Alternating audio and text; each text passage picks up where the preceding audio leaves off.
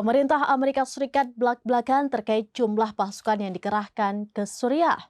Namun demikian, jumlah terbaru ini membuat terkejut, pasalnya sangat jauh berbeda dengan yang mereka umumkan sebelumnya.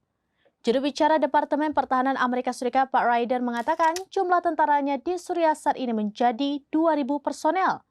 Melansir Al Arabiya via Tribun News pada Jumat 20 Desember 2024, jumlah pasukan Amerika Serikat di Suriah bertambah 2 kali lipat dari laporan yang beredar.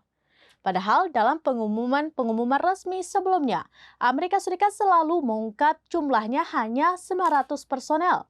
Pat Ryder mengungkap penambahan pasukan di Suriah sudah berlangsung sebelum Presiden Bashar al-Assad digulingkan pada 8 Desember 2024. Namun demikian, ia tidak menyebutkan jangka waktu penambahan para tentaranya itu. Ia menjelaskan sebanyak 900 personel menjalani penugasan tetap jangka panjang di Suriah.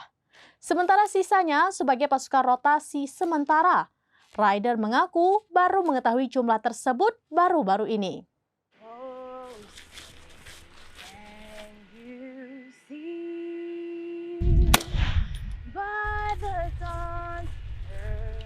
Demikian informasi terkini Syedar Alun. Saksikan terus beragam informasi lainnya. Jangan lupa like dan share seluruh akun serambinews.com. Download Tribun X sekarang. Menghadirkan lokal menjadi Indonesia.